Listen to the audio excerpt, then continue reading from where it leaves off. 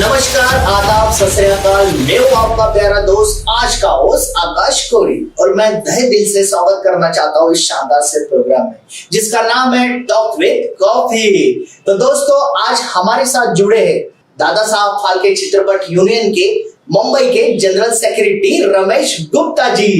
रमेश गुप्ता जी, आपका बहुत बहुत धन्यवाद, आप हमारे शो पर आए। दिल से धन्यवाद करना चाहता हूं मैं आपका। सर प्लीज हमारे साथ जुड़े रहे और आपके जर्नी के बारे में हम हमारे लोग जानना चाहेंगे। Welcome to our show talk with coffee. Sir, हमारे प्रेक्षक आपकी जर्नी के बारे में जानना चाहते हैं, जो भी आपकी लाइफस्टाइल है, आपकी लाइफ की जर्नी है, तो हमारे प्रेक्षक वेट कर रहे हैं आपकी जर्नी के बारे में जानने के लिए। सर्वप्रथम मैं आकाश कोहली जी का नमस्कार करता हूँ, जिन्होंने मुझे इस लायक समझा, और मैं अपने प्रेक्षकगण का धन्यवाद करता हूँ कि मुझे आप लोग सुनने में रुचि रखेंगे। तो बताइए क्या पूछना चाहते हैं आप मुझसे। सर, हम आपके एक बचपन से लेके और अभी तक की जर्नी के बारे में पूछना चाहते हैं, क्योंकि हमारे लोग भी जाने कि आपकी जर्नी कैसी थी और आप यहाँ तक कैसे पहुंचे। तो कॉलेज में भाई गला में बेसिकली रहते ही थे, और भाई गला में बेसिकली आप जानते हो सब 90s के टाइम पे सब गैंगवार एकदम फुल जोर में। हमारे अरुण भाई गौली जी, जो कि हम उनको डैडी बोलते हैं प्यार से, और सही में वो डैडी लायक है, बहुत ही बढ़िया शख्स है।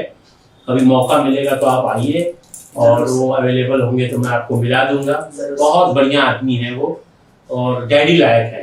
तो वो, मैं घरकुल बिल्डिंग में रहता था, हमारी चूनी जो चाली थी नानावाई फारसी साल टूट गई, और उनकी कमाटी चाली थी उनकी टूट गई। तो हम लोग का दोनों का हमारी एक 2 साल पहले उनकी बनी जगह स्मृति बिल्डिंग, जहाँ पे सेकंड फ्लोर पे हमारे डैडी मतलब अरुण भाई गौली जी रहते हैं, और घरकुल में सेकंड फ्लोर पे मैं रहता हूँ। हाँ, हम लोग को मतलब ऐसे। तो फिर ये जर्नी स्टार्ट हो गई, तो फिर मैं बोला कि कॉलेज में मन नहीं लगता था। यहाँ का सराउंडिंग सब 90s का माहौल, सब गैंग का स्टाइल, वो अब भाई यंग था, तो मम्मी तो रोकती थी बहुत, पापा भी, लेकिन चोरी चोरी जाके उनके साथ मिलना, जानते हो पार्टी होना, थोड़ा सा आउटलाइन में चला गया मैं। तो आउटलाइन फिर मम्मी ने मुझे बहुत संभाला, बोले नहीं ये सब अपना काम नहीं है। फिर उसी का असर कॉलेज में पड़ता था, कॉलेज में भी वही भाईगिरी, वही सब। हाँ, स्टूडेंट काउंसिल का चेयरमैन अनअपोज, भाई भाई गले का है, ये उनका आदमी है। फिर मेरी मम्मी ने, हमारे डैडी जी हैं अरुण भाई गौली जी के हाथ के नीचे एक छोटा बाबू रहते थे, वो हमारे गांव के थे, हमारे फैमिली रिलेशन थे उनके साथ में। तो उन्होंने मुझे इंडियन एयरलाइंस में काम पे लगाया। और मेरे मित्र हैं विवेक परब जी, डोंबिवली में रहते हैं, वो एक संगठन से ज्वाइन थे। उन्होंने मुझे बताया कि जोगेश्वरी में एक ऑफिस है अजीत मामनकर का, और उन्होंने राष्ट्रीय लेवल पे एक संगठन बनाई है, दादा साहेब फाल्के चित्रपट यूनियन। मुझे तो नाम ही में इतना दम है, तो मैं बोला ठीक है, तो सर क्या कर सकता हूँ मैं आपको। तो बोले आप मिलना चाहेंगे। मैं बोला अरे ऑफकोर्स भाई, जो दादा साहेब फाल्के जी की संगठन चला रहा है उससे तो भाई मिलेंगे। तो उन्होंने मुझे जोगेश्वरी ऑफिस में लेके आए, अजीत दादा से मिलाए, मुझे मिल के बहुत खुशी हुई। उनका गेटअप देख के, एक ब्लेजर वगैरह पहने, एकदम एक बहुत पावरफुल बंदा दिखा मुझे। तो फिर मैं उनको बोला कि सर मैं आपके साथ जुड़ना चाहता हूँ। तो उन्होंने कहा वेलकम। तो मुझे मुंबई जॉइंट सेक्रेटरी की पोस्ट दी। सर बताने जाए तो सब बचपन से लेके हमारा बचपन भाईगला में हो, एक छोटे से परिवार का हम लोग परिवार में रहते थे, जहाँ पे मेरे बड़े भाई थे, बड़ी बहन थी और मम्मी पापा थी। शुरुआत तो हमारी काफ़ी गरीबी से हुई। मेरे पिताजी जब गांव से आए थे मेरा जन्म यहाँ ही हुआ। तो जब वो बता रहे थे कि उनको काफ़ी स्ट्रगल करना पड़ा, बेसिक यूपी से आए थे वो। हाँ, तो यहाँ पर उनको कहीं घर वर की व्यवस्था नहीं थी, तो एक जैसे अभी सब पेइंग गेस्ट मिल के रहते हैं ना, ऐसे रहते थे वो। फिर उन्होंने आस्ते आस्ते एक कहीं से अचार पिकल, जो आज मेरी फैक्ट्री है, प्लांट है, तो हुआ क्या, साइन में छोटी सी उन्होंने एक स्लम एरिया ले ली। तब तक मैं थोड़ा काफी बड़ा हो चुका था, मतलब तकरीबन एक 12-13 साल का हो गया होगा। तो उसके बाद में मैंने देखा था, तब की याद है मुझे बात की, 12-13 साल में उन्होंने छोटी जगह ली, वहां पे एक लकड़ी की टाकी बनाई जाती थी। अभी जो स्टॉक करते हैं वो सेंटेक्स के टाकी में करते हैं बड़ी बड़ी कंपनी वाले पिकल को, लेकिन उस समय लकड़ी की टाकी हुआ करती थी। तो उसको ऐसा बना के ऊपर से एक बेल टाइप है ना, लोखंड का बनाते थे उसको, और केले का जो पत्ता है ना, वो पत्ता बीच में डालते थे, उससे वो पानी लीकेज नहीं हुए, उसका मतलब जो आम का रस है, नमक का रस है, वो बाहर नहीं लीकेज हुए। तो इस तरह से वो रखते थे। तो उन्होंने इतनी स्ट्रगल करने के बाद में एक जगह ली और उसमें टाकी बनाया, और वहां से हम लोग बचपन में मम्मी पापा के बहुत करीब था, तो जाता था। जाने के बाद में हम लोग हमारे गोदाम में से, गोदाम भी समझिए, वहां से थोड़ा थोड़ा माल हम लोग, क्योंकि कैरी होती है ना, ये मार्च और अप्रैल, ये 2 महीने में स्टॉक की जाती है, तो वो हम लोग स्टॉक करके रखते थे और पूरे साल उसको बेचते थे। लींबू हुआ, कैरी हुआ, ये सब स्टॉक किया जाता है, फिर उसको निकाल के मसाला लगा के बेचा जाता है, और रॉ हो गया। तो इस तरह से हमारी जीवन क्रिया चलती थी। तो एक दिन ऐसा हुआ कि हम लोग घर पे आए, तो उस समय फोन का पेगर वगैरह का तो मतलब कुछ आइडिया ही नहीं थी। तो हमको एक आदमी बोला कि भाई तुम्हारे जो साइन में तुम्हारा कारखाना है, वहां पे अंगार लग गई है।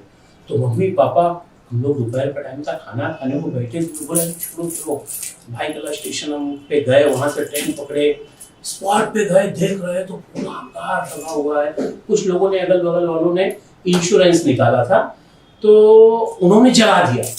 अब कोई रास्ता ही नहीं, मैं भी छोटा, भाई बहन स्कूल गए थे। जब हम लोग आए देखे, तो मैं यहाँ मम्मी को देख रहा हूँ, पापा को देख रहा हूँ, दोनों जन एकदम पिलक पिलक के रो रहे हैं। वही एक रोजी रोटी का सहारा था, वही खत्म हो गया। अब करे क्या, पूरा एकदम निस्ताभूत हो गया वो पूरा। फिर आए हम लोग, बहुत नर्वस हो गए, घर पे आए, बैठे, उसी को हम लोग ने रात को खाना नहीं खाया। सुबह में आस्ते आस्ते ऐसे ही फिर वो सडन आए, कैसे भी यहाँ वहाँ से उन्होंने पैसे का जुगाड़ करके अपना फिर थोड़ा थोड़ा बिजनेस किए, लेकिन एज फैक्टर भी था हम लोगों का, तो थोड़ा सा वो सीमित हो गए। अब फिर मेरी जर्नी चालू हुई कॉलेज की। अब तक मैं कॉलेज में आ गया था। हाँ, भाई गला से मैं दादर चेंज करके पारला से इंडियन एयरलाइंस के एयरपोर्ट पे, फिर वहां से इतना स्ट्रगल, और एक दिन काम करो तो सीप रहती थी। हाँ, एक है कि वहां पे पेट भर के खाना मिल जाता था, 1 रुपया 2 रुपए में कैंटीन में खाना था, वो मिल जाता था। तो ऐसे चलते गया। तो उन्होंने मेरा माइंड वॉश किया कि देखो भाई, यहाँ पे कैजुअली लेबर रहोगे तो आपका भविष्य कुछ नहीं है। आप अपने जो मम्मी डैडी का बिजनेस है अचार का, मैं बोला सर वो पापा पार्टी लेके घूमते हैं, वो मैं कैसा घूमू? नहीं, बोले उसको आप घर में बनाने तो आता है ना। बोला हाँ, उसको डेवलप करो। मैरिज लाइफ कैसे, मतलब हाँ, लव मैरिज किया हाँ, लव मैरिज और अरेंज मैरिज दोनों है समझिए। हमारे रिलेशन में ही थी वो। तो मम्मी को पसंद आई थी लड़की, तो बोले आप देख लो। तो मैं सिद्धार्थ कॉलेज में था, वो रुलिया कॉलेज में थी। वीटी में मैं था, और कुछ बाबुलनाथ के यहाँ पे उसका कॉलेज था। अच्छा। तो फिर मैं मिलना चालू 11th में थी, मैं ग्रेजुएशन में था, मतलब कंप्लीट होने के कगार पे था। तो फिर हम लोग ने, मैं देखा उसको, मिलने जाता था, फिर से बातचीत हुई, तो घर वालों ने शादी करा दी। तो आपकी लंबी लव स्टोरी चली या शॉर्ट? नहीं, शॉर्ट में ही चली। अच्छा। बाद की जर्नी, अभी तो 28 साल हो गए शादी को। हाँ, तो फिर बहुत ही मतलब वो कोऑपरेटिव थी, मम्मी के साथ में आई, उसने गरीबी देखी हमारे घर की। तो फिर वो जो रजोरा सर ने मुझे बोला था कि नहीं आप बिजनेस में करो, बिजनेस आप मम्मी। तो फिर मम्मी, मैं पापा तब तक रिटायर हो गए थे, भाई अलग हो गया था, बहन की शादी हो गई थी। तो फिर मम्मी ने, मैंने और मेरी वाइफ ने फिर ये बिजनेस बनाया, इसको बनाते थे, घर पे बनाते थे। तो मैं एक छोटा सा आपको बात बताता हूँ कि गांव में जो बताते हैं ना कि स्त्री का परछाई पड़ गई तो अचार खराब हो गया, स्त्री को माहवारी है उसको उससे दूर रखो, तो ये सब अंधश्रद्धा, ये सब अंधश्रद्धा है। तो इसमें होता क्या है, ये सब कोई चीज नहीं है। उसको जो बनाने का मेथड है ना, वो आप परफेक्ट बना दीजिए ना, तो वो कभी नहीं खराब होगा। हाँ, उसकी मतलब एक लाइफ अच्छी रहेगी। कोई भी चीज आप किसी भी प्रोफेशन में थोड़ा करिए, बढ़िया करिए। तो वो चीज हमको पता थी कि इसको बढ़िया कैसा करने का, तो हम लोग वो हिसाब से उसको है ना करते थे। तो माल तो हमारा खराब होता नहीं था, टेस्ट रहती थी। तो एक दिन मम्मी को बोला कि अभी मम्मी बेचती थी यहाँ वहाँ, किसी मार्केट में बैठ के यहाँ वहाँ, उतना बिकता नहीं था। कोई आए उस समय 2 रुपए का 5 रुपए का ले ले, तो मजा नहीं आती थी। तो मम्मी को बोला कि यही अचार अपन बाहर बेचे तो मम्मी बोली कैसा जाएगा तू, अभी ये सब कॉलेज वॉलेज किया है, ये वो कैसे बेचेगा, तो इसको कैसे उठा पाएगा। मैं बोला नहीं, साइकिल लेता हूँ। तो साइकिल लिया मैंने, झूले लिए। मेरे दोस्त को बोलते थे क्या कर रहा है ये, यार ऐसा हीरो टाइप का क्या सब साइकिल पे भैया लोग की तरफ बैठने से निकल गया। अंदर से बीबी को काम 2 टाइम खाना था, मम्मी को संभालना था, घर संभालना था। साइकिल निकाला मैंने, रोड पर में फिश मार्केट के करीब में एक बंदा मुझे ठीक लगा, मैं बोला इसी को पहले पूछता हूँ।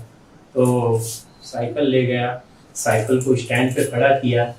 अब साइकिल में से एक बार जैसे आप माल निकाल देते हो तो दूसरी जगह पलटी हो जाएगी, तो उसको बैलेंस करना पड़ता है। तो एक पुड़िया यहाँ के आम की निकाला, यहाँ से मिर्ची की निकाला। मैंने उस बंदे को, देखो अभी भी उसका मेरे नाम जहन में है और अभी भी वो मेरा मित्र है। आज से ये 30-35 साल पहले की बात बताता हूँ।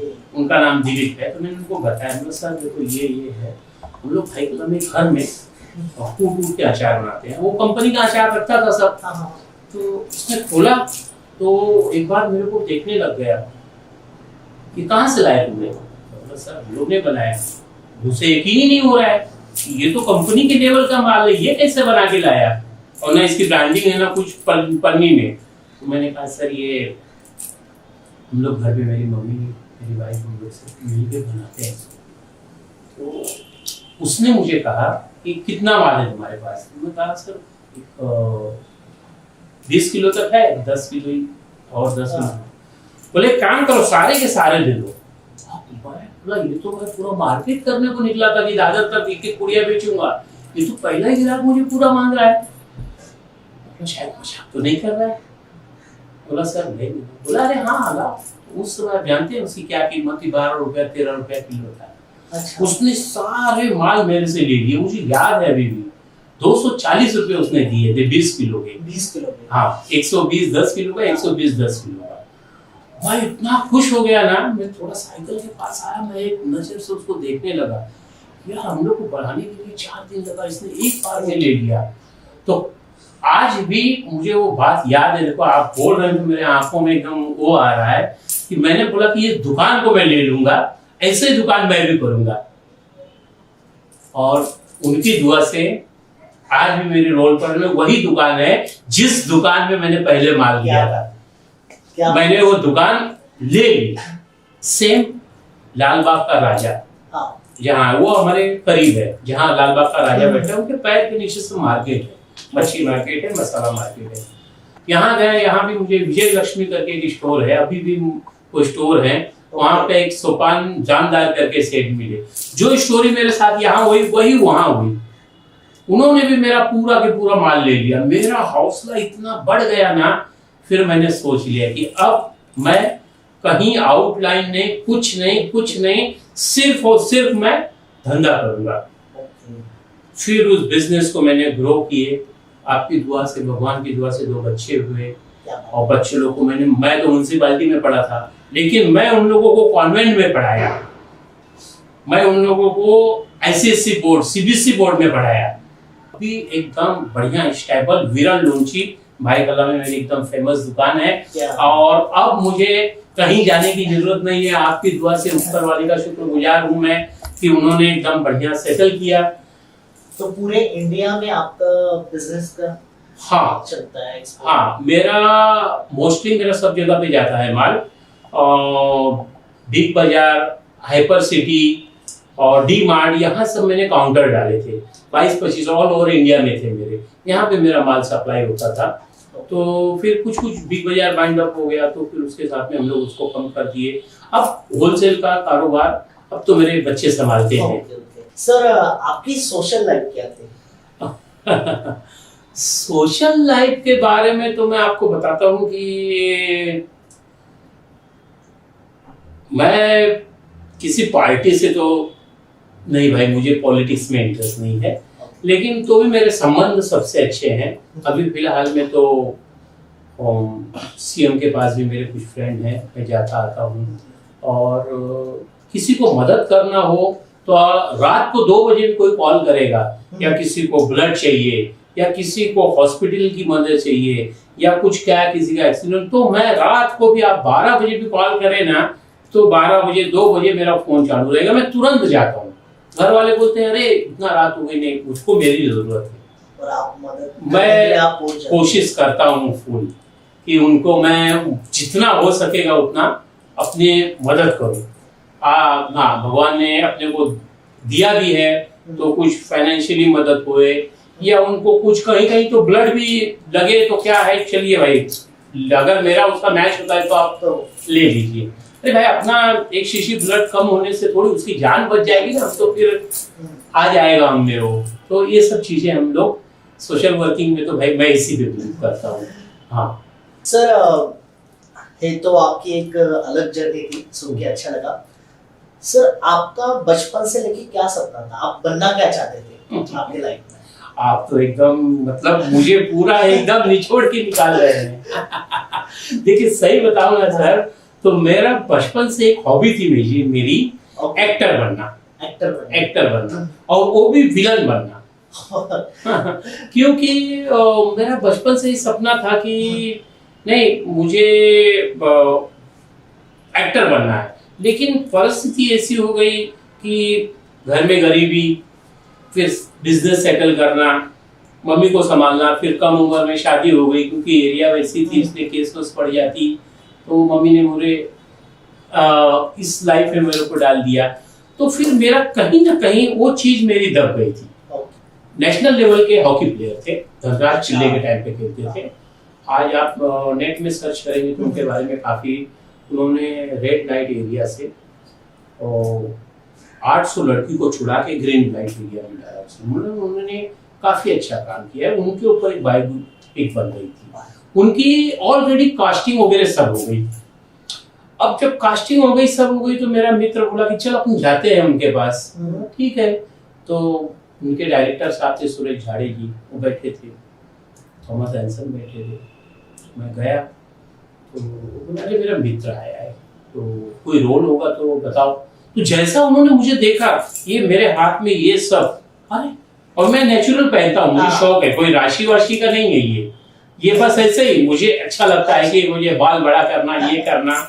तो मुझे नहीं पता था कि ये गेटअप मेरी लाइफ का एक पार्ट हो जाएगा, मुझे पिक्चरों में काम मिल जाएगा। मैं वो सोचा नहीं था, एक्टिंग तो तभी थी, लेकिन जब वहां गया तो उन्होंने कहा यार ये बंदा तो अपने पास एक ही रोल बाकी है। कोठे का रोल था ऐसा, वो पीछे भी रेड एरिया के ऊपर बन गई। तो मेरे को बोले ओके, सुरेश जाड़े बोले ओके, ये कस्टमर के रोल में एकदम ठीक है। कस्टमर का रोल ये क्या होता है? तो उसको बोल रहा हूँ कि हम लोग की तो आम दुनिया में कस्टमर मतलब जो ग्राहक आते हैं, लेकिन वो बोला नहीं यार ये कुछ और है, ये किसके उनके बायोपिक बन रही है। उसने बाहर समझाया कि कस्टमर मतलब वो कोठे पे एक लड़की को ऊपर रेप करना है, वो सीन है। अरे मैं बोला नहीं भाई, ये सब तो मैं नहीं करूंगा, मैं दिखता ऐसा हूँ। हाँ, तो बोले नहीं तुम देख लो कर लो। तो एंसन थॉमस ने बुलाया, सुरेश झाड़े जी ने बुलाया, उन्होंने सर कर लो रोल, अच्छा एक्टर बनना चाहते हो। मैं घर पे गया, घर पे मैं बैठा, तो मैंने लड़के बड़े बड़े हो गए, वाइफ इन लोगों के सामने बोला कि वाइफ को बोला मैं बच्चों के सामने कैसे बोलूं कि रोल तो मिल रहा है फिल्म में, लेकिन मुझे बहुत अटपटा लग रहा है। तो वाइफ बोली क्या? बोला अरे 10 साल की बच्ची पे रेप करने का सीन है कोठे पर। अरे वो बोली तुमको एक्टिंग करना है, तुम रियल में थोड़ी करोगे। मैं बोला नहीं, बच्चों लोग के सामने में जो पर्दे पे आऊंगा ऐसे तो मुझे तो भाई कंफर्टेबल नहीं। बोले तुम एक्टिंग कर रहे हो। तो वहां से मुझे जो मोटिवेशन मिला घर से, उसमें मैं बोला तू बच्चों से शेयर कर ले। मैं बगल वाले रूम में चला गया, तो बच्चों से शेयर किया कि पापा को ऐसा ऐसा रोल मिल रहा है। तो बच्चे बोले अरे क्या है, वो तो फिल्म है, अपन तो देखते हैं इसमें एक ही एक्टर ये रोल करता है, एक वो करता है, ये करता है, तो उसमें तो क्या है, करने दो पापा को। तो बोली नहीं बच्चे लोग भी एग्री, आप करो जाके। कसम से बोलता हूँ, मेरा मतलब जो अंदर चीज थी कि मैं करूं, लेकिन रोल ऐसा था कि पहले स्क्रीन पे आना बड़ी। उस पिक्चर ने 28 अवार्ड लिए हैं इंटरनेशनल, प्लेस टू प्रोटेक्ट। हाँ, तो आपकी फैमिली पूरा सपोर्ट करते हैं आपके? पूरा सपोर्ट करती है। तो वो शूट पे मैं विरार में गया, वहां पे मैंने 3 दिनों शूट की। और शूट करने के बाद में जो प्रोड्यूसर थे एंसन थॉमस, उनकी बायोपिक चल रही थी, तो फिल्म कंप्लीट हो गई।